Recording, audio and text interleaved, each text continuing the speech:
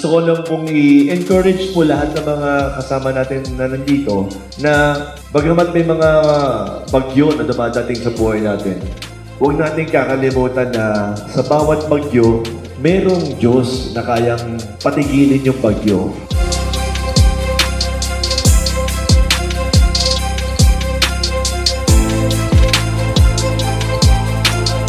I want to inspire, encourage, and motivate lahat ng mga teachers, mga guro, at mga estudyante.